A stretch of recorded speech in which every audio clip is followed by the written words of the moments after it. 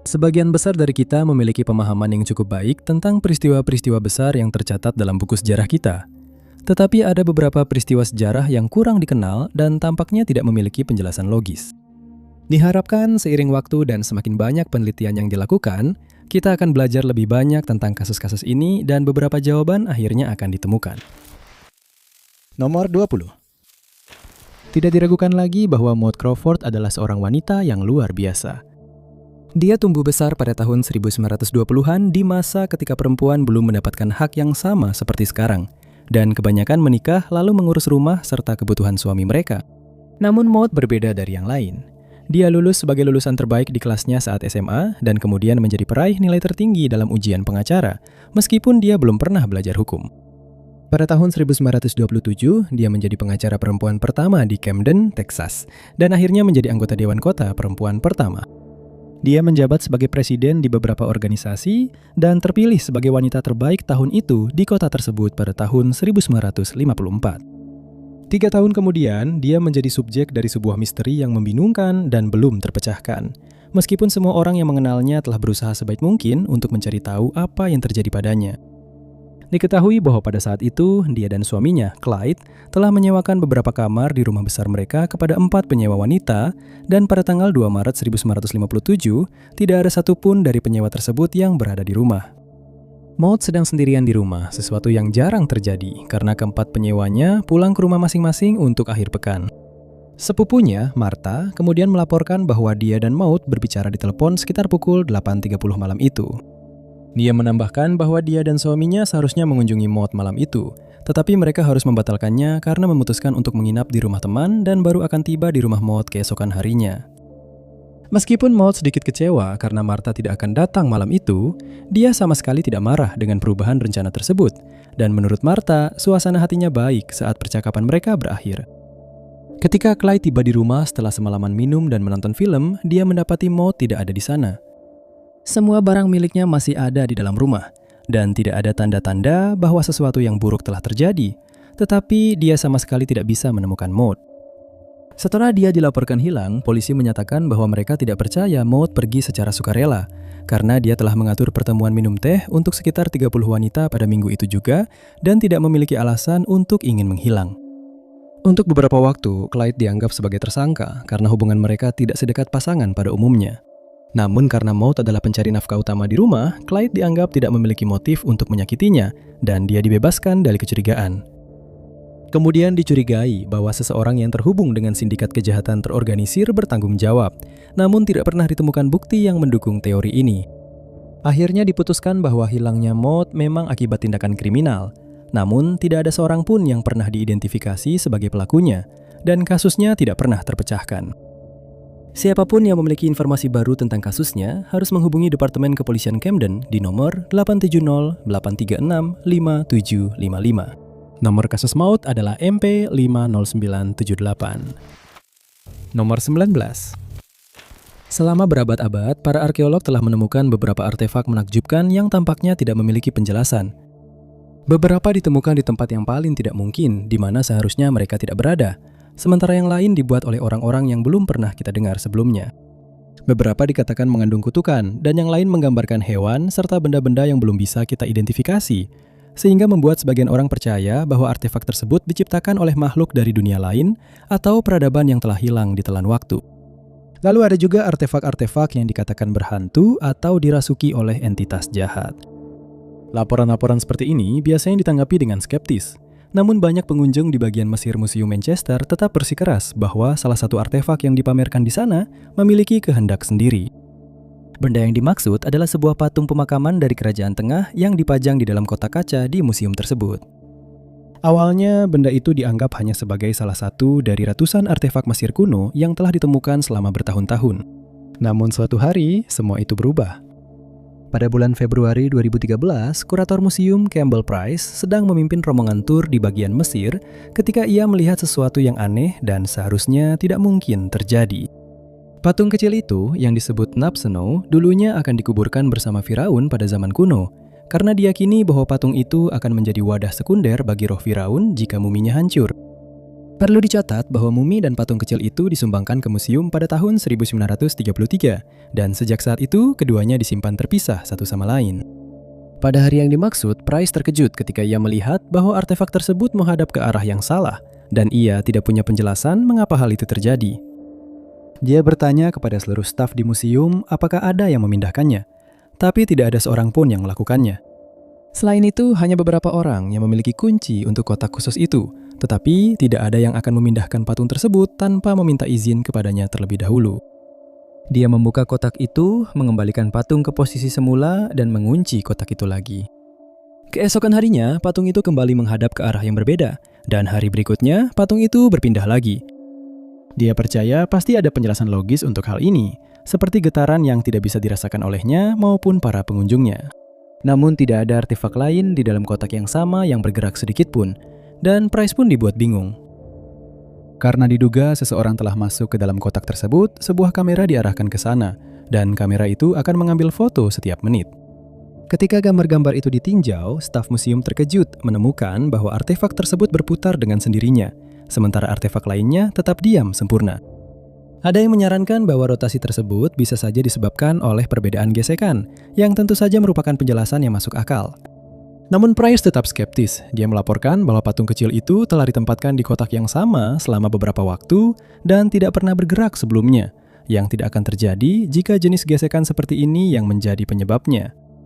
Banyak ahli telah memberikan pendapat tentang teori ini, tetapi tidak ada yang bisa menjelaskan mengapa artefak tersebut tiba-tiba mulai berperilaku seperti ini, padahal sebelumnya selalu tetap diam di tempatnya. Benda itu masih dipajang hingga hari ini untuk siapa saja yang ingin melihatnya. Jika mereka cukup berani, tentu saja. Nomor 18. Biasanya, ketika seseorang melaporkan telah melihat cahaya aneh di langit dan percaya bahwa sumbernya adalah pesawat luar angkasa, mereka akan ditanggapi dengan cukup skeptis. Namun karena sebuah insiden yang terjadi di Papua Nugini dilaporkan oleh seorang pendeta Anglikan, banyak orang percaya bahwa kesaksiannya itu dapat dipercaya.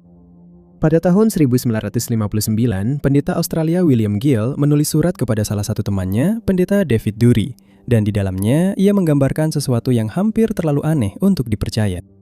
Dia memulai surat itu dengan mengatakan bahwa dia semakin yakin bahwa bumi sedang dikunjungi oleh makhluk luar angkasa, berkat banyaknya laporan yang kredibel yang telah dibuat di daerah tersebut akhir-akhir ini.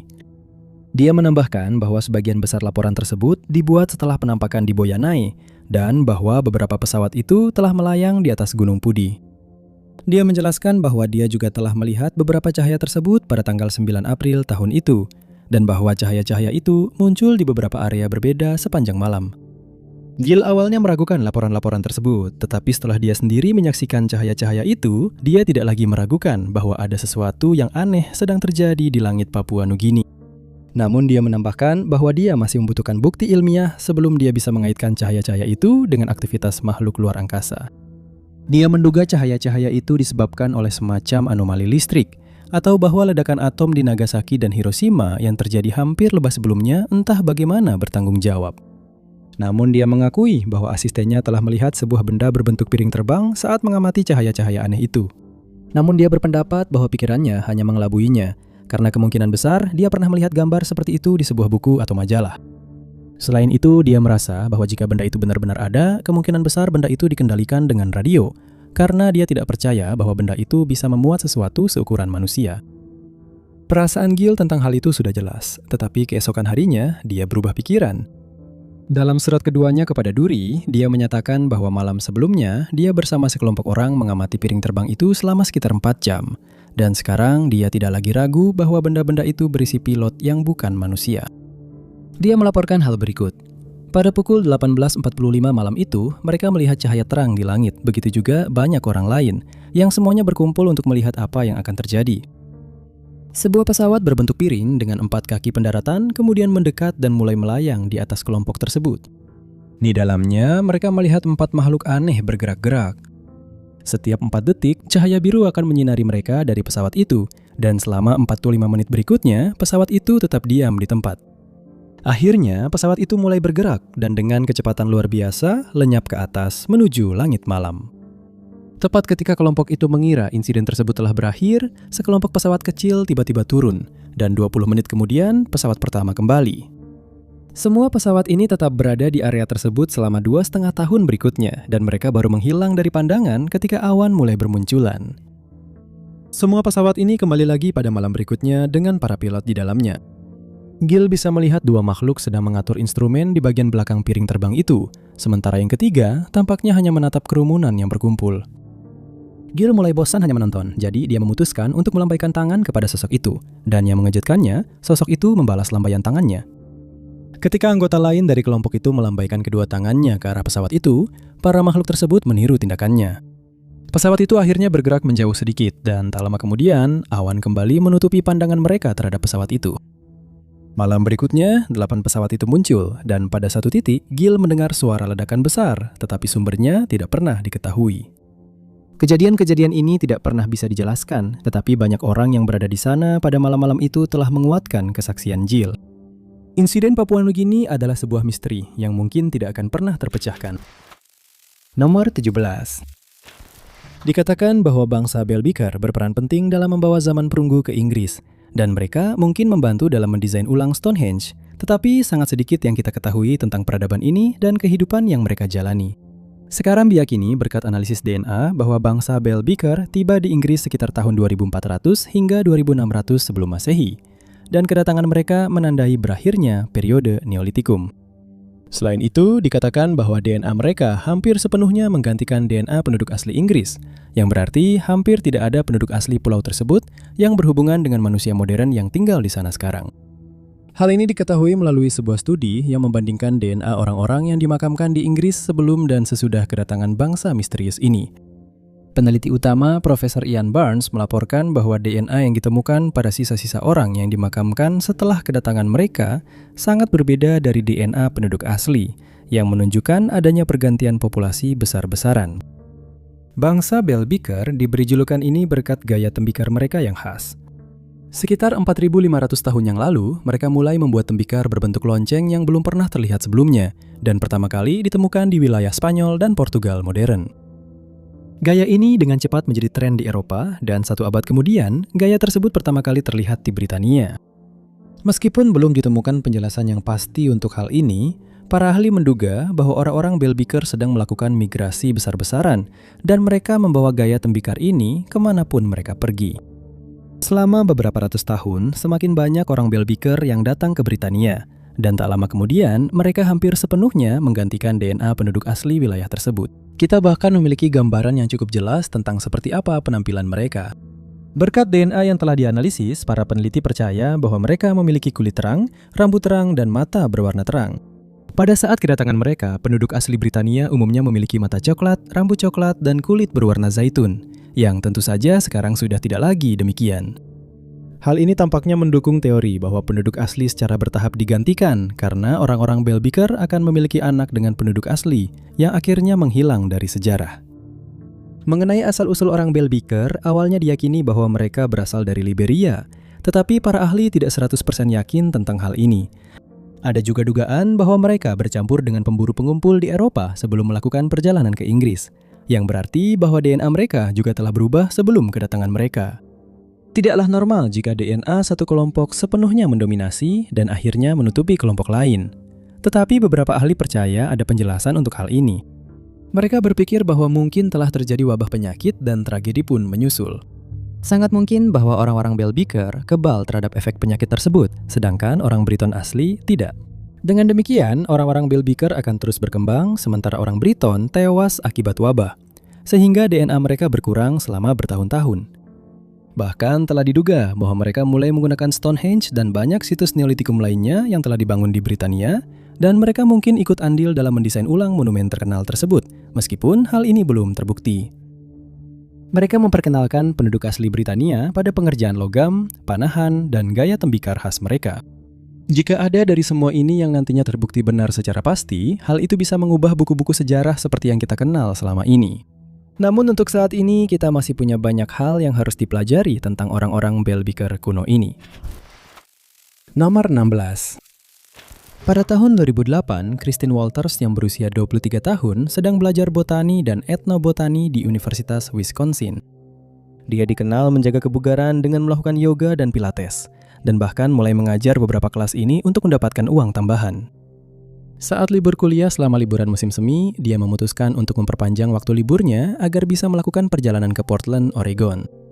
Diketahui bahwa dia meninggalkan Deerfield di Wisconsin dan sampai di Eureka, California karena dia sempat menghabiskan waktu di sana bersama beberapa temannya. Menurut teman-temannya, saat dia berada di sana, dia mulai tertarik pada spiritualitas, gaya hidup alternatif, dan kesehatan lingkungan. Dia berjanji kepada keluarganya bahwa dia akan tetap berkomunikasi selama berada di sana, dan untuk beberapa waktu, dia menepati janjinya. Namun seiring berjalannya waktu, mereka semakin jarang mendengar kabar darinya. Ketika dia menelpon ke rumah, itu seringkali hanya untuk meminta uang, karena dia tidak bekerja dan terus-menerus kehabisan dana.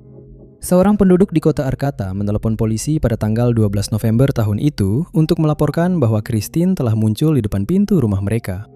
Ketika mereka membuka pintu, mereka terkejut menemukan Christine tanpa busana, penuh goresan, dan kebingungan. Polisi menjemput Christine dari rumah tersebut dan membawanya ke rumah sakit Saint Joseph, di mana staf mencatat bahwa dia tampak ketakutan terhadap sesuatu. Ketika ditanya apa yang membuatnya begitu ketakutan, Christine mengatakan bahwa seseorang sedang mengejarnya, tetapi dia tidak bisa mengatakan siapa atau apa yang membuatnya percaya hal itu. Christine juga tidak bisa mengingat dengan jelas kejadian-kejadian sebelum dia ditemukan di rumah itu. Tetapi dia terus mengulang bahwa orang-orang yang mengejarnya akan menemukan dirinya dimanapun dia berada. Setelah staf rumah sakit menganggap Christine cukup sehat untuk dipulangkan, dia dibawa ke sebuah motel. Christine menyatakan bahwa dia akan membuat rencana untuk pulang saat berada di motel, dan setelah dia menghubungi keluarganya, mereka mentransfer $1.000 ke rekening banknya untuk tiket pesawat dan keperluan lainnya. Diketahui bahwa Christine sempat mengunjungi pusat fotokopi di Eureka karena ibunya telah mengirimkan beberapa dokumen yang dibutuhkan untuk penerbangannya. Christine terlihat di rekaman CCTV keamanan dan tampak gugup, memegang erat dokumen di dadanya sebelum dia keluar dari toko. Uang yang telah disetorkan ke rekening Christine tidak pernah digunakan, dan ketika keluarganya tidak mendengar kabar darinya hingga tanggal 17 November, mereka menghubungi polisi untuk membuat laporan orang hilang. Selama pencarian yang dilakukan, tas ransel Christine ditemukan di Green Evolution Center di Arcata. Di dalamnya, penyidik menemukan kartu identitas dan uang yang sebelumnya dikatakan hilang oleh Christine, dan diyakini bahwa dia meninggalkan tas ransel itu di sana sebelum dibawa ke rumah sakit, karena dia memang biasa melakukan hal itu setiap kali berencana untuk mendaki di hutan komunitas Arcata. Penyelidikan yang dilakukan kemudian mengungkap bahwa Christine telah mengikuti sebuah upacara ilegal sebelum dia menjadi linglung. Diduga, Christine menelan zat terlarang bersama dengan zat yang penggunaannya diawasi dan kemudian mulai berhalusinasi. Zat-zat tersebut diketahui dapat menyebabkan kebingungan, paranoia, dan mania, terutama pada orang yang memiliki masalah kesehatan mental. Christine belum pernah ditemukan, dan keluarganya sangat putus asa mencari jawaban. Siapapun yang memiliki informasi yang dapat mengarah pada keberadaannya, diminta untuk menghubungi kantor Sheriff Humboldt County di 707-445-7251. Nomor kasus Christine adalah MP 5477. Nomor 15. Pada 1400-an dan 1500-an, keluarga bangsawan Corte Real yang berasal dari Spanyol dikenal memiliki kecintaan untuk menjelajahi lautan dunia. Dua putra keluarga tersebut, Gaspar dan Miguel, mewarisi kecintaan ini dari ayah mereka, Joao Vaz Corte Real. Gaspar dikatakan sebagai petualang sejati di antara keduanya, karena ia tumbuh besar dengan mendengar cerita tentang negeri-negeri yang jauh, dan ia dengan cepat belajar membaca peta. Keinginannya untuk berpetualang semakin besar karena penemuan-penemuan yang telah dilakukan oleh penjelajah lain pada tahun 1500, yang mencakup jalur perdagangan baru, benua-benua baru, wilayah-wilayah baru, dan ras-ras yang belum pernah mereka lihat sebelumnya. Saat dewasa, Gaspar dipilih oleh Raja Manuel yang pertama dari Portugal untuk bergabung dengan penjelajah lain dalam menemukan wilayah-wilayah baru. Dan pada pelayaran perdananya, dia mungkin telah mencapai Greenland meskipun teori itu masih menjadi perdebatan. Dia mengklaim bahwa sebelum dia dan anak buahnya bisa menginjakan kaki di daratan, cuaca buruk memaksa mereka untuk kembali. Tetapi dia benar-benar berniat untuk kembali dengan lebih banyak orang. Setelah dia mengumpulkan sekelompok besar penjelajah pada tahun 1501, dia berlayar lagi, kali ini dengan 3 kapal. Ketika mereka sampai di daerah itu, mereka menghadapi kesulitan karena kondisi yang penuh es. Kapal-kapal itu tidak dirancang untuk menembus es, jadi Gaspar memutuskan untuk mengubah arah dan diyakini bahwa rombongan itu mendarat di Newfoundland atau mungkin Labrador. Ekspedisi itu berhasil dan Gaspar membawa sekitar 60 orang yang tinggal di daerah ini kembali bersamanya ke Portugal. Namun sesuatu yang tidak kita ketahui terjadi di perjalanan karena dua kapal lainnya tiba dengan selamat, tetapi kapal Gaspar tidak ditemukan dimanapun. Miguel tidak mau menerima bahwa saudaranya begitu saja menghilang, dan karena dia juga menyukai petualangan, serta telah dijanjikan sebagian dari tanah yang ditemukan, dia memutuskan untuk memulai pencarian Gaspar. Pada tahun 1502, dia mengumpulkan sekelompok pelaut baru dan dengan 3 kapal berlayar dari Lisboa. Dia kembali ke daerah di mana saudaranya terakhir kali terlihat, yang berarti dia dan anak buahnya harus melintasi perairan es yang sama seperti yang ditemui Gaspar dan krunya. Hal ini ternyata bukan masalah besar karena mereka sampai di daerah tersebut tanpa banyak kesulitan. Namun kemudian Miguel melakukan kesalahan fatal. Dia memutuskan bahwa mereka perlu menjelajahi wilayah lebih luas dengan lebih cepat dan memerintahkan 3 kapal itu untuk berpisah.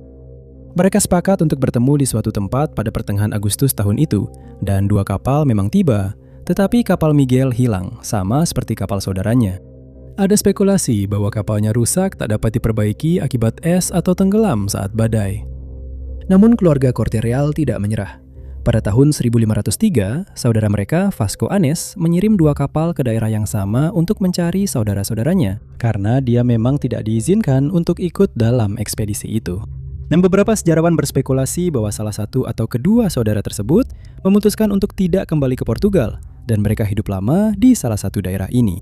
Namun tentu saja hal ini belum pernah terbukti, dan para sejarawan hanya bisa berspekulasi tentang apa yang terjadi pada saudara-saudara Corte-Real berabad-abad yang lalu. Nomor 14. Hilangnya Hyun Song yang berusia 21 tahun yang dikenal oleh teman dan keluarganya sebagai Cindy, terus membuat pihak berwenang frustrasi karena mereka belum bisa mengetahui apa yang terjadi padanya pada tahun 2001. Pada saat itu, Cindy adalah seorang mahasiswa di Universitas Penn State. Dia adalah mahasiswa tingkat akhir dan sedang mempelajari seni integratif ketika dia tiba-tiba menghilang dan tidak pernah terlihat atau terdengar lagi. Dia bekerja di 2 tempat dan sedang bersiap-siap untuk wisudanya pada musim semi tahun berikutnya. Namun, dia tidak pernah memiliki kesempatan untuk mewujudkan rencana-rencana ini karena sebuah peristiwa yang tak dapat dijelaskan yang terjadi pada suatu malam. Pada tanggal 31 Oktober tahun itu, dia memutuskan untuk keluar bersama beberapa temannya untuk merayakan Halloween. Dia mengenakan kostum kelinci yang terdiri dari rok hitam, atasan putih, dan telinga kelinci yang dipakai di atas kepalanya. Dari semua keterangan yang ada, kelompok itu bersenang-senang, dan tepat sebelum pukul 4.00 pagi, mereka memutuskan untuk mengakhiri malam itu. Dia dan temannya pergi ke gedung apartemennya, dan dia diturunkan beberapa menit sebelum pukul 4.00 pagi. Temannya menunggu sampai dia masuk ke dalam gedung sebelum pergi, dan apa yang terjadi selanjutnya masih belum diketahui. Setelah Cindy dilaporkan hilang, para penyelidik pergi ke apartemennya untuk menyelidiki, dan mereka semua terkejut dengan apa yang mereka temukan di sana. Dia jelas sudah masuk ke dalam apartemen karena ranselnya tertinggal di dekat pintu depan. Dia meninggalkan ponselnya di tempat biasanya, dan bahkan sudah melepas bulu mata palsu yang dia kenakan saat pesta. Oleh karena itu, diyakini bahwa dia mulai bersiap-siap untuk tidur ketika sesuatu terjadi yang menyebabkan dia menghilang. Saat pencarian terus berlanjut, menjadi jelas bahwa dompetnya, kartu identitas, kartu kredit, dan kostum kelinci yang dia kenakan semuanya hilang. Apartemennya ditemukan dalam keadaan rapi dan tidak ada tanda-tanda masuk paksa yang ditemukan. Tetangganya telah ditanyai, tetapi mereka menyatakan bahwa mereka tidak mendengar suara aneh apapun pagi itu dan tidak melihat siapapun yang mencurigakan di gedung tersebut. Tidak ada yang pernah menyarankan bahwa dia memutuskan untuk menghilang atas kemauannya sendiri. Karena dia adalah orang yang sangat dapat diandalkan dan tidak akan pernah meninggalkan kuliahnya tanpa memberitahu keluarganya. Dia telah berprestasi baik di semua kelasnya, jadi tidak ada alasan baginya untuk menghilang. Beberapa permohonan telah dilakukan agar siapapun yang memiliki informasi tentang kasusnya melapor, tetapi tidak ada saksi yang pernah melakukannya.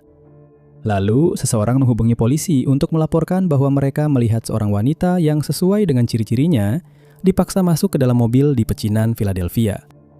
Petunjuk itu tidak pernah membuahkan hasil dan tidak pernah dikonfirmasi apakah wanita yang diculik itu adalah Cindy.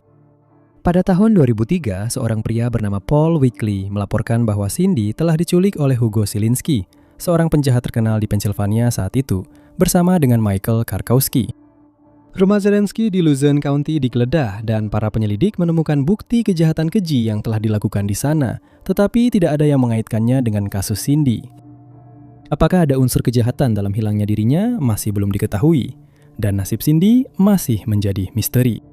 Nama kasus tanpa nama miliknya adalah MP3088, dan siapapun yang memiliki informasi lebih lanjut tentang hilangnya dirinya diminta untuk menghubungi polisi kota di 8142 371172 dengan menyebutkan nomor kasus instansi 3701, 3701, 3711. Nomor 13. The Set Material adalah sebuah buku yang ditulis oleh Jane Roberts dan suaminya Robert Butts. Namun buku ini berbeda dari buku lain yang pernah diterbitkan, karena mereka mengklaim bahwa buku tersebut berisi komunikasi mereka dengan sebuah entitas bernama Set. Kisah ini dimulai pada tahun 1963, ketika Jane dan Robert memiliki ide untuk melakukan penelitian untuk sebuah buku yang sedang ditulis Robert tentang persepsi ekstrasensorik. Mereka membeli papan Ouija dan mulai bereksperimen untuk melihat apakah rumor tentang papan ini benar adanya. Mereka tidak tahu bahwa hidup mereka akan berubah selamanya. Pada tanggal 3 Desember tahun itu, mereka mulai berbicara dengan sebuah entitas laki-laki yang mengaku bernama Seth. Mereka mulai menuliskan percakapan-percakapan ini, tetapi akhirnya Jane mulai menerima pesan tanpa papan Ouija, seolah-olah pesan-pesan itu langsung masuk ke dalam pikirannya. Ini berarti papan itu tidak lagi diperlukan, karena Jane bisa langsung menyampaikan pesan-pesan itu kepada Robert, yang kemudian akan menuliskannya. Seth menjelaskan bahwa dia adalah makhluk energi murni, dan dia tidak lagi memiliki ketertarikan pada dunia fisik. Dia menambahkan bahwa dia telah menyelesaikan semua reinkarnasinya di bumi, dan sekarang dia hidup di alam eksistensi yang berbeda.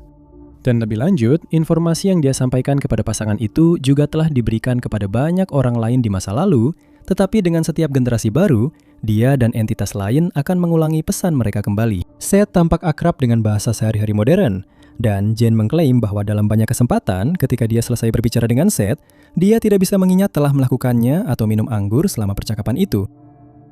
Meskipun banyak pesan diterima dari Seth, tujuan utamanya adalah untuk mengajarkan Jane dan seluruh dunia bahwa mereka mampu menciptakan realitas mereka sendiri hanya melalui pikiran dan keyakinan mereka. Dia juga menjelaskan bahwa reinkarnasi itu sangat nyata dan bahwa itu adalah salah satu prinsip inti dari keberadaan. Mengenai setiap orang yang menciptakan realitas mereka sendiri, dia memberikan penjelasan tentang bagaimana hal itu bekerja. Ego batin seseorang bertanggung jawab untuk menciptakan bentuk fisik mereka dan lingkungan fisik langsung di sekitar mereka. Pengalaman yang mereka jalani ditentukan oleh harapan, keyakinan, dan sikap mereka. Dan pengalaman itu diciptakan oleh ego luar. Singkatnya, Seth menjelaskan bahwa setiap orang mengalami kehidupan yang menjadi fokus mereka, dan itu hanya bisa diubah ketika mereka memutuskan untuk mengubah harapan dan keyakinan mereka. Jane menjelaskan lebih lanjut tentang hal ini, menyatakan bahwa lingkungan fisik di sekitar kita diciptakan oleh pikiran kita. Pikiran-pikiran ini kemudian diisi dengan energi yang berasal dari pikiran banyak orang, dan peristiwa-peristiwa yang kita alami, baik sebagai kelompok maupun individu, diciptakan dengan cara yang sama, melalui pikiran dan energi. Selain itu, Seth mengklaim bahwa tidak ada awal atau akhir dari realitas dan berjanji bahwa siapapun yang mengikutinya akan mengalami kesadaran yang berubah dan petualangan yang tidak pernah mereka bayangkan sebelumnya. Sesi-sesi ini berlanjut selama 21 tahun lagi hingga Jane meninggal pada tahun 1984. Sementara banyak orang percaya bahwa Seth sebenarnya tidak pernah ada, banyak orang lain yang menemukan kebijaksanaan dalam tulisan-tulisan Jane karena mereka merasa bahwa buku-bukunya mengubah cara berpikir mereka tentang dunia menjadi lebih baik. Nomor 12. Hilangnya banyak orang secara massal adalah topik yang menakutkan namun juga menarik. Banyak kasus orang hilang seperti ini telah terjadi di seluruh dunia sepanjang sejarah, tetapi hanya satu peristiwa seperti itu yang pernah terjadi di Swedia. Kasus ini melibatkan 3 pria, Geir Karlsson, Jens Dahlsjö, dan Kjell Johansson, yang semuanya saling mengenal karena mereka semua bekerja di galangan kapal di Gothenburg. Namun pada tanggal 29 Juli 1965, mereka melakukan sesuatu yang belum pernah bisa dijelaskan, dan hal itu tetap menjadi salah satu misteri paling membingungkan di Swedia. Setelah mereka selesai bekerja sore itu, ketiga pria tersebut memutuskan untuk menggunakan mobil milik saudara laki-laki Dahlsjö, sebuah Volvo, dan mereka terlihat masuk ke dalam kendaraan sebelum pergi. Disinilah kasus ini menjadi cukup rumit karena diyakini bahwa kasus ini terkait dengan kasus lain pada hari yang sama, meskipun tidak pernah ditemukan bukti apapun tentang hal itu. Pada sore yang sama, seorang pria berusia 18 tahun bernama Jumner Landqvist sedang dalam perjalanan menuju Ljusakil melalui Gothenburg. Namun, dia tidak memiliki mobil. Sebagai gantinya, dia memutuskan untuk menumpang, dan pada suatu saat keluarganya menerima kartu pos darinya yang hanya bertuliskan, "Semuanya baik-baik saja, jangan khawatir." Ketiga pria di dalam Volvo itu tidak kembali ke rumah dan tidak muncul untuk shift kerja mereka berikutnya. Teman dan keluarga mereka melaporkan mereka hilang secara terpisah, Jadi masih belum diketahui apakah mereka bersama-sama saat mau hilang, meskipun hal ini tampaknya sangat mungkin, dan pihak berwenang percaya memang demikian. Sedangkan untuk Lundqvist, dia tidak pernah terlihat lagi, dan karena dia baru dilaporkan hilang belakangan, tidak diketahui apakah kedua kasus ini saling berhubungan. Ada dugaan bahwa ketiga pekerja galangan kapal itu sedang mengendarai Volvo ketika mereka bertemu dengan Lundqvist dan memutuskan untuk memberinya tumpangan. Tidak satu pun dari ketiganya yang memiliki SIM, jadi ada kemungkinan mereka mengalami kecelakaan dan mungkin berakhir di danau atau badan air lainnya. Diduga mereka memang berniat pulang ke rumah hari itu karena beberapa alasan. Ketiga pria tersebut meninggalkan semua barang pribadi mereka, termasuk uang dan kartu identitas mereka. Salah satu dari ketiganya baru saja memiliki bayi dengan istrinya, dan menurut keluarganya, dia tidak akan pernah meninggalkan mereka dengan sengaja. Teori lain yang telah diajukan adalah bahwa hilangnya mereka entah bagaimana terkait dengan kejahatan yang terjadi di kota pada hari yang sama. Dua pria telah mencoba merampok sebuah bank ketika mereka dihadang oleh para pegawai bank yang mulai melempari mereka dengan batu saat mereka melarikan diri. Para perampok akhirnya melepaskan lapisan pakaian luar mereka untuk memperlihatkan bahwa mereka mengenakan perlengkapan selam di bawahnya, dan tidak diragukan lagi, mereka telah merencanakan untuk melarikan diri di bawah air. Namun salah satu dari pria itu melukai dirinya sendiri ketika senjatanya secara tidak sengaja meletus dan dia tidak bisa melarikan diri. Dia dan rekannya akhirnya ditangkap, begitu juga dengan pria ketiga. Dan meskipun banyak orang percaya bahwa ini ada hubungannya dengan hilangnya banyak orang secara massal, tidak pernah ditemukan bukti yang menghubungkan kedua kejadian tersebut. Selama tahun-tahun yang telah berlalu, ada laporan bahwa Lundqvist terlihat sejauh Singapura, tetapi tidak ada satupun dari penampakan ini yang pernah dikonfirmasi, dan dia tetap hilang bersama dengan 3 temannya dari galangan kapal. Anehnya, seorang pria yang mengenakan salah satu sweater Carlson ditemukan di apartemennya beberapa hari setelah dia dilaporkan hilang. Dan dia menyatakan bahwa Carlson masih hidup dan sehat, dan bahwa dia bisa ditemukan di kawasan pub. Tapi petunjuk itu tidak membuahkan hasil, dan orang asing itu tidak pernah diidentifikasi, sehingga kasus ini tetap belum terpecahkan. Nomor 11. Jika Anda bertanya kepada orang sembarang di jalan, siapa yang mereka yakini menemukan Amerika, 99% orang akan menjawab dengan nama Christophorus Columbus. Inilah yang diajarkan kepada kita di sekolah dan oleh buku-buku sejarah. Tetapi menurut beberapa sumber, sebenarnya seorang pria asal Wales yang pertama kali sampai ke benua itu. Pada tahun 1170, Owain Gwynedd adalah penguasa sebuah county seremonial di Wales bernama Gwynedd. Dan dia masih dianggap sebagai salah satu raja terbaik dan terpenting yang pernah dimiliki negara itu. Beberapa kali, Owain dan Raja Henry II dari Inggris terlibat pertikaian mengenai kemerdekaan dan perluasan wilayah Wales, karena Henry berfokus untuk merebut kembali Wales untuk Inggris. Akhirnya Henry dikalahkan oleh Owain dan sekutunya di Wales yang dibantu oleh cuaca buruk pada hari itu. Pada tahun 1170, Owain wafat, dan hampir seketika pertikaian terjadi di antara ke-13 anaknya mengenai siapa yang akan menggantikannya di tahta. Dua putranya, Medok dan Ririt, memutuskan bahwa mereka tidak ingin terlibat dalam perselisihan itu ataupun dengan anggota keluarga lainnya. Mereka menaiki kapal di Landeilo, dan menurut legenda, mereka mulai berlayar ke barat tanpa tujuan tertentu, karena mereka memutuskan untuk melihat kemana mereka akan sampai. Mereka berlayar melintasi Samudra Atlantik dan akhirnya tiba di benua Amerika. Mereka memutuskan bahwa mereka perlu membagikan penemuan ini kepada rakyat mereka. Jadi, Medok berlayar pulang untuk mencari lebih banyak orang. Sesampainya di sana, dia menceritakan kisah-kisah perjalanannya dan dunia baru yang telah dia dan saudaranya temukan kepada penduduk setempat. Terpukau oleh kisah-kisahnya, banyak pria mendaftar untuk perjalanan kedua, dan pada tahun 1117, mereka berlayar dari Pulau Lundi. Konon, rombongan itu berhasil kembali ke Amerika dan mereka mendarat di Mobile Bay di Alabama. Lalu dari sana, mereka menyusuri sungai Alabama, di mana mereka mendirikan beberapa benteng batu di sepanjang perjalanan. Suku-suku asli Amerika masih membicarakan hal ini dan telah mengonfirmasi bahwa benteng-benteng tersebut dibangun oleh pria-pria Kaukasia, meskipun tidak pernah terbukti bahwa itu adalah Medok dan kelompok pelautnya. Namun para sejarawan telah mengonfirmasi bahwa struktur-struktur ini sangat mirip dengan kastil Dolwith Ellen di Conwy County Borough, Wales. Struktur-struktur yang sama ini telah ditetapkan berasal dari sebelum kedatangan Christopher Columbus di benua tersebut, sehingga banyak orang percaya bahwa Medok adalah penemunya yang sebenarnya. Baik Medok, Ririt maupun orang-orang mereka tidak pernah terlihat lagi. Dan muncul spekulasi bahwa mereka memutuskan untuk tetap tinggal di Amerika atau mulai hidup sebagai bagian dari suku asli. Nomor 10. Kepala batu Guatemala adalah sebuah artefak yang didokumentasikan pada tahun 1950-an dan sejak saat itu, para ahli berusaha mencari tahu siapa yang membuatnya, bagaimana artefak itu bisa sampai ke daerah tempat ditemukannya, dan siapa yang seharusnya digambarkan oleh artefak tersebut.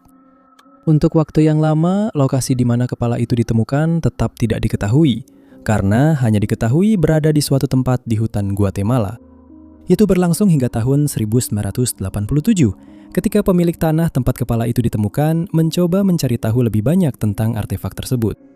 Dia mengirimkan foto artefak aneh itu beserta deskripsinya kepada Dr. Oscar Rafael Lara, yang bukan hanya seorang pengacara, tetapi juga notaris dan juga doktor filsafat. Pemiliknya menyatakan bahwa foto itu diambil pada tahun 1950-an. Berita tentang penemuan itu kemudian sampai ke penjelajah David Hatcher Childress saat dia sedang membaca sebuah buletin bernama Ancient Skies. Dia memutuskan bahwa dia ingin menyelidiki penemuan itu sendiri, jadi dia menghubungi Dr. Lara. Lara menyatakan bahwa dia berhasil melacak pemilik tanah tersebut dan menyebutnya sebagai bagian dari keluarga Bioner. Dia menambahkan bahwa kepala batu itu terletak sekitar 6 mil dari desa La Democracia, dan Childress segera mulai membuat rencana untuk pergi ke daerah tersebut. Namun kegembiraannya tidak bertahan lama, karena tak lama kemudian dia mendapat kabar dari Dr. Lara bahwa ketika akhirnya dia sampai di lokasi untuk memeriksa batu tersebut, dia diberitahu bahwa seluruh lokasi itu telah dihancurkan. Bukan hanya itu, para revolusioner telah menghancurkan kepala tersebut lebih dari 1 dekade yang lalu karena mereka memutuskan untuk menggunakannya sebagai sasaran latihan menembak. Mulut, mata, dan hidung patung itu telah dihancurkan, tetapi Lara masih bisa mengambil beberapa pengukuran. Dia menyampaikan kepada Childress bahwa patung itu setinggi 16 kaki dan kepala patung itu juga memiliki leher. Tak lama setelah ekspedisinya, pertempuran pecah di wilayah itu dan Laura tidak bisa kembali. Oleh karena itu, misteri kepala batu tersebut masih belum terjawab hingga hari ini. Beberapa faktor tentang patung tersebut membuat para ahli kebingungan, dan kemungkinan besar mereka tidak akan pernah menemukan jawaban yang mereka cari. Pertama, orang-orang yang menciptakan batu tersebut tampaknya memiliki pengetahuan yang sangat maju tentang pembuatan patung semacam itu, meskipun kita tidak tahu siapa mereka karena tidak ada catatan sejarah yang dapat membantu mengidentifikasi mereka. Kedua, fitur wajah patung tersebut tidak masuk akal karena foto-foto yang dikirimkan kepada Dr. Lara menunjukkan bahwa patung itu memiliki ciri-ciri Kaukasia, yang seharusnya tidak mungkin terjadi karena tidak ada penjelajah Kaukasia yang pernah sampai ke daerah itu pada saat kepala tersebut dipahat. Selain itu, tidak ada satupun orang yang tinggal di daerah itu pada masa tersebut yang memiliki ciri-ciri wajah seperti itu. Sehingga beberapa orang percaya bahwa ada kekuatan lain yang terlibat saat patung itu dibuat. Para sejarawan telah menolak gagasan adanya pengaruh makhluk luar angkasa seperti yang disarankan oleh beberapa publikasi murahan dan acara TV kelas rendahan. Dan mereka terus mencari jawaban yang masuk akal. Namun, tidak ada kemajuan yang dicapai dalam beberapa dekade yang telah berlalu sejak saat itu. Nomor 9. Personel militer telah melaporkan melihat cahaya aneh di langit selama beberapa dekade, dan kasus hilangnya 2 pilot, Felix Moncla dan Robert Wilson, yang belum terpecahkan bukanlah pengecualian. Insiden itu terjadi pada malam tanggal 23 November 1953. Menurut semua laporan, malam itu adalah malam yang penuh badai, dan anggota Komando Pertahanan Udara Amerika Serikat yang ditempatkan di dekat perbatasan Kanada menjadi curiga ketika mereka melihat sebuah pesawat mendekat di radar mereka. Awalnya diduga bahwa itu mungkin pesawat Kanada, tetapi untuk memastikan, sebuah jet F-89C Scorpion segera diterbangkan dari pangkalan Angkatan Udara Kinross yang terdekat untuk menyelidiki. Di dalam pesawat terdapat Letnan 1 Felix Moncla yang menerbangkan pesawat dan Letnan 2 Robert Wilson yang bertugas melacak pesawat tersebut melalui radar. Selama beberapa bulan berikutnya, keadaan menjadi sangat aneh di udara. Dan menurut para ahli UFO, ini menjadi salah satu penampakan UFO militer paling aneh yang pernah tercatat. Awalnya diperkirakan pesawat itu akan cukup mudah ditemukan, namun kenyataannya tidak demikian. Begitu jet itu lepas landas, Wilson kesulitan melacak pesawat tersebut melalui radar karena terus-menerus mengubah jalurnya. Hal ini disampaikan kepada kru darat yang kemudian mulai mengarahkan Moncla. Dia mempercepat hingga 500 mil per jam dan akhirnya mulai mendekati pesawat tak dikenal itu. Tetapi pada saat itu, setengah jam sudah berlalu. Kru darat terkejut dengan kemampuan manuver pesawat lain itu dan mereka menyaksikan dengan cemas saat jet mulai mendekati sasarannya. Mereka menginstruksikan Moncla untuk turun dari ketinggian 25.000 ke 7.000 kaki. Dan sekitar 70 mil dari pantai Keweenaw Point, mereka akhirnya berhasil menyusul objek tak dikenal itu. Anggota militer yang sedang mengoperasikan radar menyatakan bahwa 2 titik di layar mereka mulai saling mendekat, tetapi kemudian sesuatu yang tak terbayangkan terjadi. Sinyal Moncla dan Wilson di layar radar tiba-tiba menghilang, menyebabkan kekhawatiran besar bagi semua orang yang terlibat. Hanya beberapa detik kemudian, pesawat kedua tiba-tiba berubah arah sebelum titiknya juga menghilang tanpa penjelasan.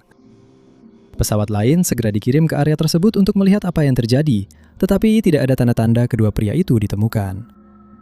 Pencarian dilakukan oleh Angkatan Udara Amerika Serikat, penjaga pantai, dan Angkatan Udara Kanada, tetapi tidak membuahkan hasil.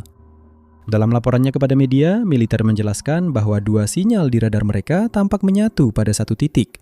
Setelah itu, jet mereka tiba-tiba menghilang, seolah-olah lenyap begitu saja. Namun, mereka segera mengubah pernyataan itu dan mengklaim bahwa operator radar telah salah menafsirkan apa yang dilihatnya, dan bahwa Moncla dan Wilson berhasil mencegat objek tersebut, yang ternyata adalah pesawat C-047 Angkatan Udara Kanada. Mereka juga mengklaim bahwa pesawat tersebut telah menyimpang sekitar 30 mil dari jalur yang seharusnya, hingga memasuki wilayah udara terbatas. Ketika ditanya tentang Wilson dan Moncla, mereka berspekulasi bahwa pilot tiba-tiba mengalami vertigo, yang menyebabkan pesawat jatuh ke Danau Superior saat kedua pria itu kembali ke pangkalan setelah berhasil menyelesaikan misi mereka. Militer Kanada menyatakan bahwa ini adalah rekayasa karena mereka tidak mengirimkan penerbangan apapun malam itu. Dan lebih jauh lagi, istri Moncla awalnya diberitahu bahwa dia jatuh ke danau, lalu kemudian diberitahu bahwa pesawatnya meledak di udara. Setiap penyebutan tentang misi khusus ini dihapus dari catatan militer dan insiden tersebut tidak pernah dijelaskan sepenuhnya. Banyak orang percaya bahwa ini adalah pertemuan dengan pesawat luar angkasa, tetapi apakah itu benar atau tidak, kemungkinan besar akan tetap tidak diketahui oleh publik, karena tidak ada catatan tentang misi ini yang benar-benar ada. Nomor 8. Kita semua sudah akrab dengan pertanyaan filosofis yang terkenal. Jika sebuah pohon tumbang di hutan dan tidak ada siapa-siapa di sekitarnya, apakah pohon itu menghasilkan suara? Ini adalah eksperimen pemikiran yang menarik yang tidak akan pernah memiliki jawaban pasti. Seperti misteri yang melibatkan pohon tumbang yang terjadi di Washington pada tahun 2018.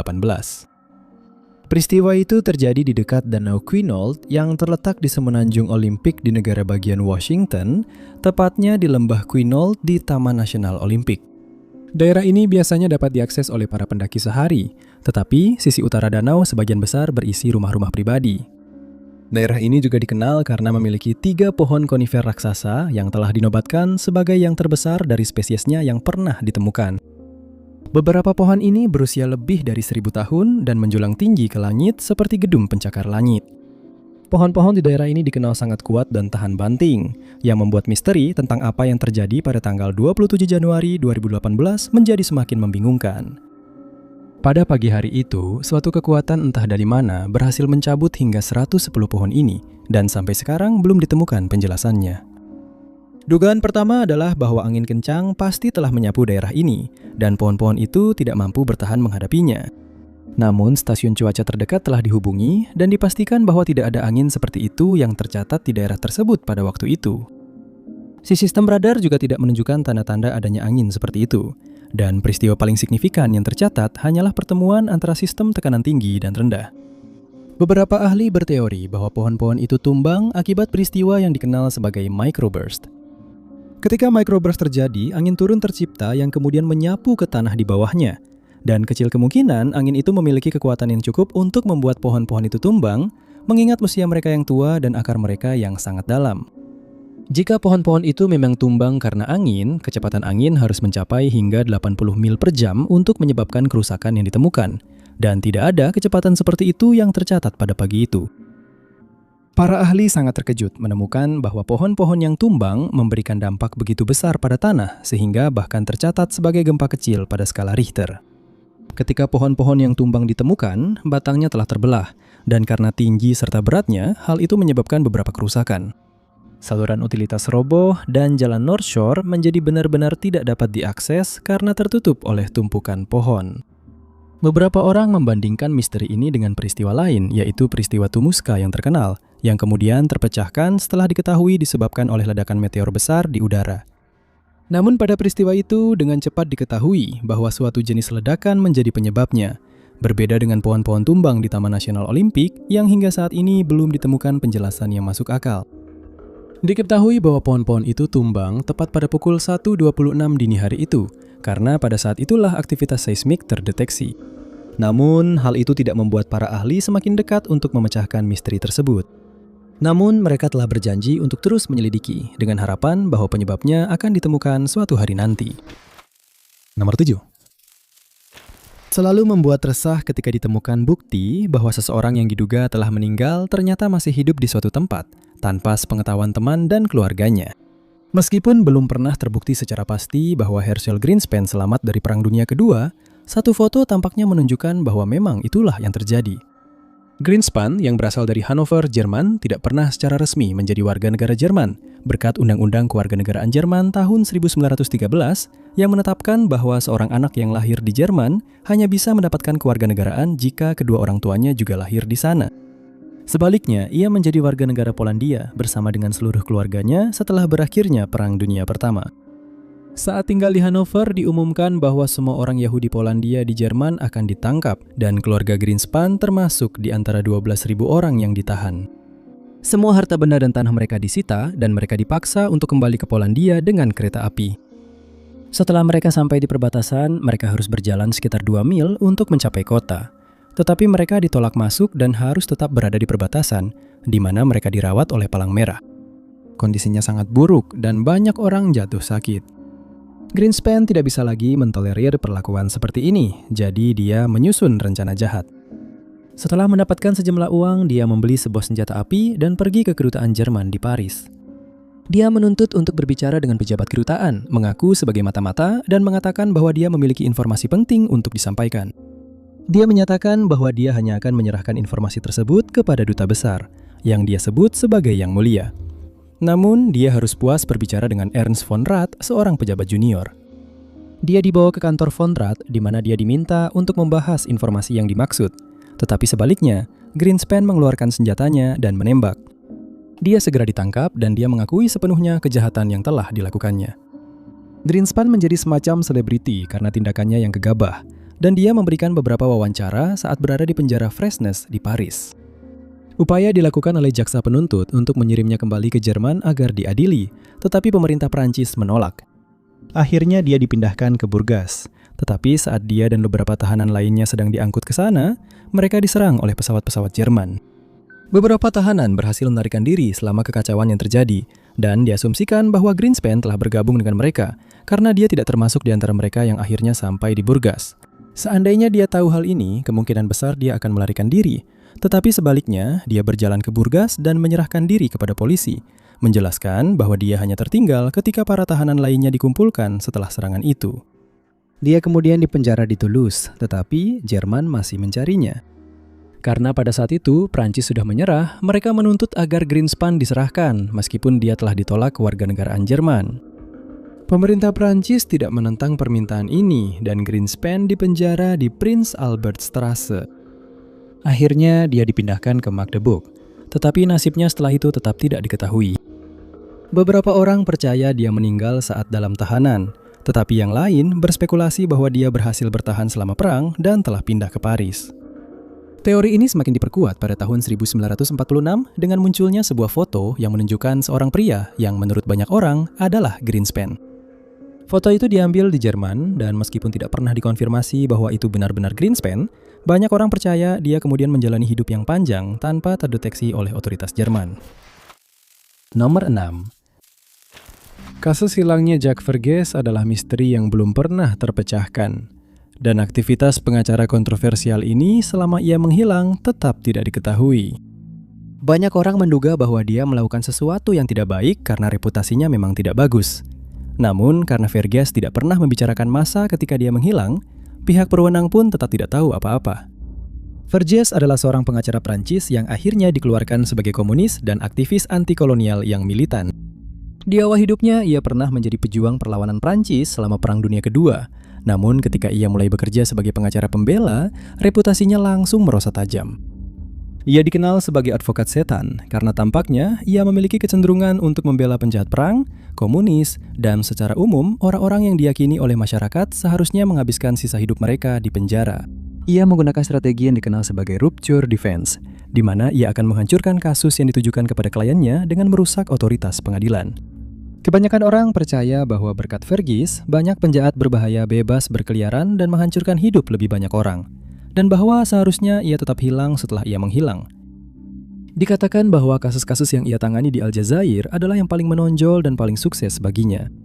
Selama waktu itu, ia membela anggota Front Pembebasan Nasional Aljazair selama Perang Kemerdekaan Aljazair dan menjadi bagian dari tim pengacara yang membela hingga 6.000 terdakwa. Disinilah ia pertama kali menggunakan strategi rupture defense dan beberapa orang terkesan dengan kecerdasannya. Kebanyakan orang menganggapnya korup dan licik dan banyak ancaman yang ditujukan terhadap nyawanya. Pada tahun 1960-an, ia mulai mendukung pemerintahan baru Aljazair dan ia berpihak pada kaum revolusioner kiri. Istrinya, Jamila Bouhired, adalah seorang nasionalis dan militan Aljazair yang terkenal, yang menjadi pahlawan nasional karena tindakannya yang kejam di Algier pada tahun 1957. Banyak orang merasa bahwa Verghese menjadi tidak puas hidup di bawah bayang-bayang istrinya dan ia mulai membela para militan Palestina. Dia juga sering terdengar memuliakan serangan-serangan militan yang telah dilakukan dan dengan cepat menjadi tidak disukai oleh jutaan orang. Pada tahun 1970, dia memberitahu istrinya dan teman-temannya bahwa dia perlu pergi ke Spanyol untuk apa yang dia sebut sebagai perjalanan rutin. Dan inilah terakhir kalinya dia terlihat selama 8 tahun penuh. Dan selama sebagian besar waktu itu, diasumsikan bahwa nama buruknya akhirnya menimpanya dan bahwa dia sudah tidak lagi hidup. Namun pada tahun 1978, dia tiba-tiba muncul kembali dan menjalani hidupnya seolah-olah tidak terjadi apa-apa, tanpa memberikan penjelasan di mana dia berada selama waktu itu. Istri dan anak-anaknya menjadi yakin bahwa dia entah telah ditahan atau para penentangnya telah menyingkirkannya. Ketika ditanya tentang ketidakhadirannya, dia hanya mengatakan bahwa dia adalah pria yang pendiam dan menambahkan, "Aku melangkah melewati cermin di mana aku menjalani masa magang." Tidak ada yang tahu apa maksudnya dengan pernyataan itu dan pernyataan-pernyataannya selanjutnya hanya semakin memperkeruh keadaan. Pada suatu kesempatan, dia mengatakan kepada sebuah media bahwa dia menyukai ular karena sifatnya yang suka menyembunyikan diri, sama seperti dirinya. Dia menambahkan bahwa dia merasa memiliki kesamaan dengan ular karena ular menyukai kegelapan dan hidup sebagai makhluk yang menyendiri. Verghese mengalami serangan jantung fatal pada 15 Agustus 2015, membawa rahasia tentang menghilangnya bersamanya. Dan kemungkinan besar kita tidak akan pernah tahu di mana dia berada atau apa yang dia lakukan selama 8 tahun ketika dia dianggap telah meninggal. Nomor 5. Kasus membingungkan Sir Charles Kingsford Smith berasal dari tahun 1935, dan karena dia tidak pernah ditemukan, kasusnya tetap menjadi misteri Australia yang belum terpecahkan. Smith cukup terkenal selama hidupnya karena dia dianggap sebagai penerbang ahli yang memiliki banyak pesona. Karirnya ditandai dengan banyak prestasi yang belum pernah dicapai oleh siapapun sebelumnya. Seperti terbang melintasi seluruh Australia dalam penerbangan tanpa henti, terbang dari Australia ke Selandia Baru, lalu dari Australia ke London, dan menyelesaikan penyeberangan Samudra Pasifik ke arah timur untuk pertama kalinya. Semua prestasi ini sudah luar biasa dengan sendirinya, tetapi semuanya tertutupi oleh peristiwa yang terjadi pada tahun 1935. Itu dimulai pada tanggal 7 November tahun itu ketika Smith memutuskan untuk terbang dari London kembali ke Australia. Pada saat itu, Smith atau Smithy, seperti ia dikenal oleh teman-temannya, berusia 38 tahun dan ia memutuskan untuk melakukan penerbangan itu bersama Tommy Peterbridge. Dan malam itu, saat matahari terbenam, mereka berdua lepas landas dengan pesawat bermesin tunggal yang bernama Lady Southern Cross. Mereka berhenti untuk mengisi bahan bakar di Allahabad, India. Setelah itu mereka menuju ke Singapura. Mereka terlihat di udara saat terbang melewati pilot lain, Jimmy Melrose, yang langsung melaporkan penampakan itu karena dia sangat senang bisa bertemu dengan duo terkenal tersebut. Dipercaya bahwa Melrose adalah orang terakhir yang melihat Smith dan Peterbridge sebelum mereka menghilang. Perlu dicatat bahwa setelah Smith hampir kehilangan nyawanya saat terbang di atas pantai Bondi ketika masih muda, dia mengalami fobia terhadap air. Ini berarti bahwa setiap kali dia terbang di atas air, dia rentan mengalami serangan panik. Namun masih belum diketahui apakah ini ada hubungannya dengan hilangnya dia, tetapi tampaknya tidak mungkin karena dia memiliki kopilot bersamanya yang bisa mengambil alih kendali pesawat kapan saja. Ketika mereka berdua gagal tiba di tujuan mereka, banyak teori dikemukakan tentang apa yang mungkin terjadi pada mereka. Kebanyakan orang berasumsi bahwa pesawat mereka jatuh ke pepohonan tinggi di Pulau Satu di Myanmar, dan itu masuk akal. Peta yang digunakan oleh Smith belum memuat pulau tersebut, sehingga dia mungkin lupa bahwa pulau itu ada di jalur penerbangannya. Selain itu, salah satu kaki roda pendaratan pesawat ditemukan di pulau tersebut sekitar 18 bulan setelah kedua orang itu menghilang. 3 bulan setelah mereka hilang, seorang penerbang lain melaporkan melihat beberapa pohon tinggi di pulau itu yang telah patah menjadi 2. Tetapi karena tidak ada puing-puing lain yang ditemukan, tidak dapat dipastikan apakah hal itu disebabkan oleh kecelakaan pesawat Smith. Beberapa orang percaya bahwa roda pendaratan itu hanya terdampar di pulau tersebut dan bahwa pesawat Smith sebenarnya jatuh jauh lebih ke selatan. Sejak saat itu, beberapa orang termasuk sejarawan Ian Mackenzie telah mencari petunjuk lebih lanjut di pulau tersebut, namun tidak membuahkan hasil. Karena tidak ada lagi yang ditemukan, hilangnya Smith dan Peter Bridge tidak pernah terpecahkan, dan peristiwa yang terjadi malam itu mungkin tidak akan pernah terungkap. Nomor 4. Menemukan fosil dari jutaan tahun yang lalu pasti merupakan perasaan yang luar biasa bagi setiap arkeolog. Tapi bayangkan menemukan fosil yang begitu membingungkan sehingga tidak ada ahli yang mampu menentukan fosil itu berasal dari hewan apa. Itulah yang terjadi pada seorang arkeolog amatir bernama Ron Fine pada tahun 2011. Dan penemuannya terus membingungkan bahkan para ahli terbaik di bidang ini. Ron adalah anggota sebuah kelompok bernama Dry Dredgers, sebuah asosiasi yang berbasis di Universitas Cincinnati. Kelompok ini hanya terdiri dari arkeolog amatir dan penemuannya merupakan yang paling luar biasa yang pernah ditemukan oleh kelompok tersebut sejauh ini. Mereka juga telah membantu para paleontolog profesional dengan penemuan-penemuan mereka selama hampir 7 dekade dan telah memberikan kontribusi yang berarti di bidang arkeologi. Namun, masih belum diketahui seberapa besar dampak penemuan fosil Godzilla ini karena para ahli masih belum sepakat mengenai apa sebenarnya fosil tersebut. Daerah di Cincinnati tempat fosil itu ditemukan dulunya tertutup air dari laut dangkal sekitar 450 juta tahun yang lalu. Dipercaya bahwa makhluk ini hidup di laut tersebut pada masa itu, namun tetap menjadi misteri karena ini adalah satu-satunya contoh yang pernah ditemukan. Hal ini tampak hampir terlalu mustahil untuk dipercaya, mengingat ukuran makhluk tersebut yang akhirnya membuatnya dinamai Godzilla, diambil dari nama monster film Godzilla. Organisme ini berukuran sekitar 2 meter dan memiliki beberapa struktur seperti lobus elips di tubuhnya. Ketika Ron menemukan fosil itu, dia langsung tahu bahwa itu berbeda dari apapun yang pernah dilihat siapapun sebelumnya. Dia menyamakannya dengan kaktus saguaro dari segi penampilan, yang masuk akal karena kaktus tersebut memiliki cabang-cabang pipih yang mirip dengan lobus yang ditemukan pada fosil itu. Dia juga langsung tahu bahwa fosil itu tidak seperti kebanyakan fosil yang ditemukan di daerah tersebut, dan dia menjadi sangat bersemangat dengan kemungkinan telah menemukan sesuatu yang belum pernah dilihat sebelumnya. Berbeda dengan fosil-fosil lain yang permukaannya halus, fosil Godzilla memiliki tekstur permukaan. Seiring semakin banyak bagian fosil yang terungkap, menjadi jelas bahwa fosil itu berbeda dari apapun yang pernah ditemukan di daerah tersebut selama 200 tahun terakhir, yaitu selama para ahli paleontologi melakukan penggalian di sana. Sudah dipastikan bahwa fosil Godzilla memang bersifat biologis, namun bahkan para ahli paling berpengalaman pun belum bisa memutuskan apakah itu tumbuhan, hewan, atau sejenis alga yang pernah hidup di wilayah tersebut jutaan tahun yang lalu. Setelah fosil itu diangkat dari tanah, Ron mulai dengan sabar menyatukan ratusan bagian hingga membentuk satu kesatuan yang utuh. Diharapkan hal ini akan mengungkap lebih banyak tentang organisme tersebut. Namun bahkan setelah itu dilakukan, Ron dan rekan-rekan ahlinya tetap belum bisa mengidentifikasinya. Ron meyakini bahwa makhluk itu berdiri tegak dan memiliki anggota tubuh, yang ia sebut sebagai cabang yang menjulur ke beberapa arah. Ron menduga bahwa itu mungkin merupakan jenis awal rumput laut atau ganggang yang tumbuh di laut pada masa itu, dan bahwa spesimen yang satu ini entah bagaimana tumbuh jauh lebih besar dari yang lainnya. Peneliti lain mencatat bahwa makhluk itu memiliki sesuatu yang mirip sisik di permukaannya, tetapi mereka yakin bahwa itu bukan ikan karena tampaknya tidak memiliki tulang. Hal ini membuat beberapa peneliti percaya bahwa itu mungkin sejenis spons. Tetapi karena kita tidak tahu apakah itu tumbuhan atau hewan, penelitian lebih lanjut harus dilakukan, dan semoga lebih banyak jawaban bisa ditemukan. Nomor 3. Awalnya, daftar Raja Sumeria dianggap hanya berisi makhluk dan tokoh dari mitologi peradaban tersebut. Namun temuan-temuan yang diperoleh berkat analisis DNA mungkin membuktikan sebaliknya, sehingga menambah misteri pada penemuan aneh ini. Nama pertama dalam daftar tersebut berasal dari 226.000 tahun yang lalu, yang mungkin terdengar aneh karena para sejarawan tidak percaya peradaban sudah ada pada masa itu. Diperkirakan peradaban Sumeria baru dimulai pada tahun 5400 sebelum Masehi dan berakhir 600 tahun kemudian. Oleh karena itu, fakta bahwa daftar raja dimulai ratusan ribu tahun sebelumnya membuat para sejarawan kebingungan. Berikut ini adalah daftar nama raja yang memerintah Sumeria hingga tahun 1817 sebelum Masehi. Nama-nama tersebut ditulis dalam bahasa Sumeria seperti yang diharapkan, dan nama-nama ini terukir pada tablet tanah liat yang ditemukan di Mesopotamia kuno, yang sekarang dikenal sebagai Irak Selatan.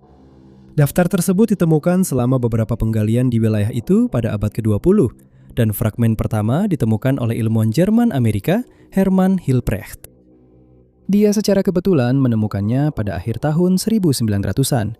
Dan setelah melakukan banyak penelitian, dia menerbitkan temuannya pada tahun 1906. Pada tahun 1911, Jane Vincent Scheele menemukan lebih banyak fragmen, dan selama bertahun-tahun, 18 fragmen berhasil ditemukan dari bawah tanah. Itu juga menceritakan tentang banjir besar, sangat mirip dengan yang dijelaskan dalam Alkitab, yang terjadi di daerah itu ribuan tahun yang lalu. Namun, masih belum diketahui apakah ini adalah kisah fiksi atau catatan sejarah. Yang membuat daftar Raja Sumeria begitu aneh adalah kenyataan bahwa beberapa raja yang disebutkan sebelum banjir besar ini dikatakan memerintah selama ribuan tahun sekaligus, yang seharusnya tentu saja mustahil. 8 dari raja yang disebutkan memerintah selama total 341.200 tahun, yang menyebabkan beberapa orang berpendapat bahwa daftar tersebut fiktif atau menceritakan mitologi dari era tersebut.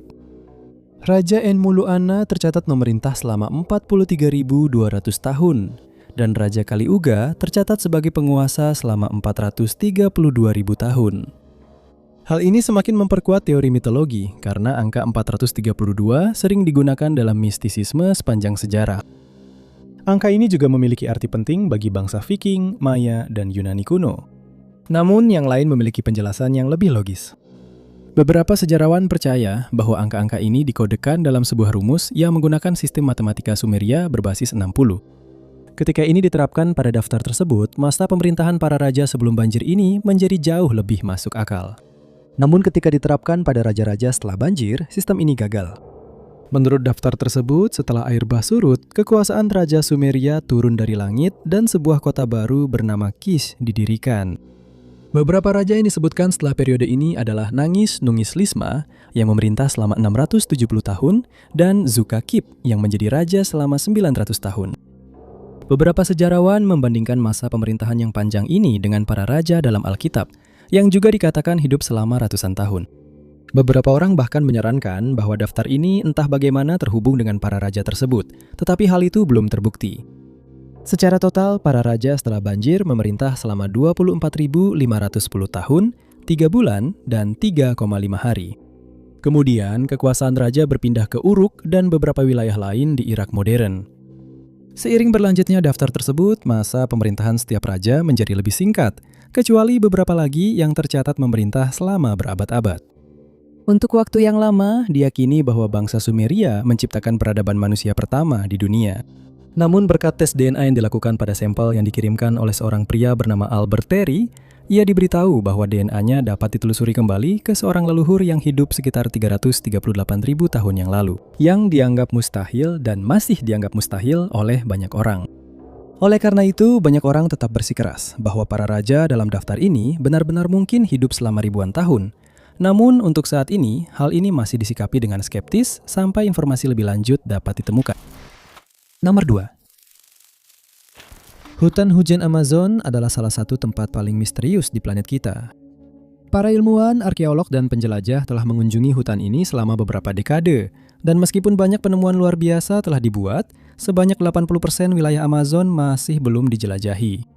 Oleh karena itu, tidak mengherankan jika beberapa penemuan yang belum dapat dijelaskan telah ditemukan di hutan selama bertahun-tahun. Salah satunya melibatkan 450 geoglif aneh yang telah ditemukan selama seperempat abad terakhir. Geoglif adalah desain berskala besar berupa pola atau gambar seperti hewan atau manusia yang dibuat di permukaan tanah dengan menggunakan batu, kerikil, atau dengan cara menggali tanah secara langsung. Desain-desain ini telah ditemukan di berbagai wilayah di seluruh dunia, dan banyak di antaranya yang belum pernah dapat dijelaskan. Geoglif yang telah ditemukan kemungkinan besar tidak akan pernah ditemukan.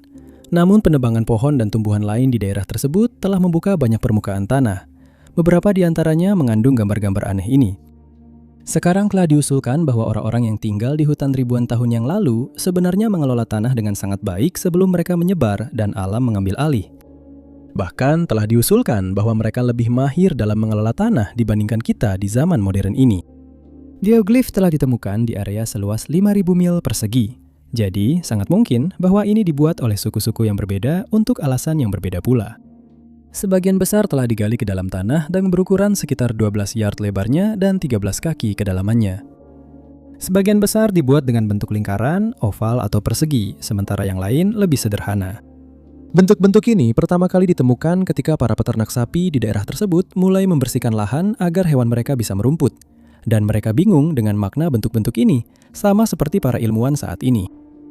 Sementara beberapa ditemukan oleh orang-orang di darat, jauh lebih banyak yang ditemukan melalui citra satelit. Tampilan udara ini memberikan para peneliti pandangan yang jauh lebih baik tentang bentuk-bentuk tersebut, tetapi tidak ada yang mampu mengetahui apa tujuan dari geoglif-geoglif itu pada saat mereka dibuat. Selain itu, masih menjadi misteri bagaimana orang-orang kuno mampu membuat bentuk-bentuk sebesar itu dengan tingkat akurasi yang begitu tinggi. Telah diduga bahwa bentuk-bentuk tersebut tidak dibuat di dekat desa karena hampir tidak ada artefak manusia yang ditemukan di sekitarnya. Telah diduga bahwa bentuk-bentuk itu menunjukkan area di mana pertemuan umum diadakan pada zaman dahulu, atau bahwa tempat itu merupakan lokasi aktivitas keagamaan seperti ritual. Namun, hal ini masih berupa spekulasi, karena tidak ada apapun yang ditemukan di lokasi tersebut untuk mengonfirmasi teori tersebut. Faktor lain yang membuat para ahli kebingungan adalah kenyataan bahwa orang-orang kuno ini entah bagaimana tahu cara menebang pohon dan tanaman untuk membuat geoglif tanpa memberikan dampak negatif pada lingkungan sekitarnya. Mereka menggunakan teknik-teknik yang memastikan kesehatan hutan tetap terjaga, tidak seperti deforestasi yang terjadi di Amazon saat ini. Pertimbangkan fakta bahwa 450 geoglif ini telah ditemukan dan hutan sama sekali tidak rusak, maka menjadi jelas bahwa suku-suku kuno ini telah menemukan cara untuk membuat bentuk-bentuk ini tanpa menyebabkan kerusakan jangka panjang pada lingkungan mereka. Nomor 1. Sebuah situs arkeologi di Malta telah membuat para peneliti kebingungan karena mereka belum mampu mengetahui siapa yang membangun situs ini atau untuk apa situs ini digunakan oleh orang-orang yang tinggal di daerah tersebut ribuan tahun yang lalu. Situs yang dimaksud bernama Hypogeum Halsafliet dan terletak dekat Grand Harbour Valletta di Malta. Sejarah penemuannya sangat luar biasa karena tidak ada yang tahu situs ini ada sampai akhirnya ditemukan secara tidak sengaja. Pada tahun 1902, seorang tukang batu ditugaskan untuk membangun rumah-rumah di daerah tersebut, dan ia sedang dalam proses membuat fondasi bangunan-bangunan itu. Saat ia sedang menggali tanah, ia tanpa sengaja menghancurkan atap Hypogeum Halsaflieni. Namun ia sama sekali tidak tahu bahwa ia baru saja membuat penemuan sejarah yang penting. Ketika lokasi tersebut disurvei, ditemukan bahwa sebagian besar bagian atas bangunan telah hancur akibat pekerjaan konstruksi yang sudah dimulai. Namun tidak semuanya hilang karena segera diketahui bahwa bagian bawahnya masih utuh. Penggalian segera dimulai dan pada tahun 1903, lokasi tersebut menjadi milik salah satu anggota masyarakat. Dan selama 8 tahun berikutnya, para arkeolog menggali sebanyak mungkin bagian dari kompleks tersebut. Dan ditemukan bahwa bangunan itu dibangun dengan 3 tingkat yang berbeda. Para sejarawan tidak tahu bagaimana harus menafsirkan struktur rumit itu, karena tampaknya bangunan tersebut adalah sejenis labirin yang mengarah ke berbagai ruangan. Mereka juga menemukan koridor dan sudut-sudut kecil di dalam kompleks itu, tetapi mereka tidak yakin untuk apa ruangan-ruangan tersebut digunakan. Seluruh labirin itu telah dipahat dengan sangat teliti dari batu kapur, dan beberapa hasil pekerjaan yang ditemukan ternyata memiliki kualitas yang sangat baik. Beberapa pekerjaan batu tersebut sangat rapi dan presisi, dan kita tidak tahu bagaimana hal ini bisa dilakukan dengan alat-alat primitif ribuan tahun yang lalu. Seiring penggalian berlanjut, beberapa lubang bundar ditemukan di berbagai area terbuka, dan diduga bahwa area-area ini digunakan selama upacara pemujaan. Namun karena konstruksi aneh dari Hypogeum Halsaflieni, beberapa orang memiliki teori lain tentang apa tujuan bangunan ini. Beberapa sejarawan percaya bahwa metode konstruksi khusus ini dipilih untuk meningkatkan sifat akustik kompleks tersebut, karena ruang-ruangnya tampak disetel dengan baik pada spektrum frekuensi tertentu. Jika memang demikian, Hypogeum Halsaflieni mungkin merupakan salah satu struktur tertua yang pernah dibuat dengan tujuan meningkatkan suara alat musik. Meskipun struktur itu sendiri masih menjadi misteri, beberapa peninggalan yang ditemukan di sana juga cukup aneh. Di antara benda-benda tersebut ada sebuah patung kecil yang diberi nama The Sleeping Lady. Patung ini diyakini mewakili Ibu Pertiwi atau menurut pendapat beberapa ahli, itu adalah representasi dari akhir kehidupan. Situs ini yang berasal dari antara 4000 hingga 2500 SM memerlukan banyak penelitian lebih lanjut dan penggalian kemungkinan akan terus berlangsung untuk waktu yang lama ke depan. Semoga penelitian akan mengungkap lebih banyak tentang orang-orang misterius ini dan cara mereka menjalani hidup pada masa itu. Terima kasih banyak sudah menonton. Jika kalian suka dengan video ini, jangan lupa tekan tombol suka. Jangan lupa juga untuk subscribe dan klik lonceng notifikasi supaya tidak ketinggalan semua unggahan kami berikutnya. Nama saya Top 5 Unknowns dan sampai jumpa di video berikutnya.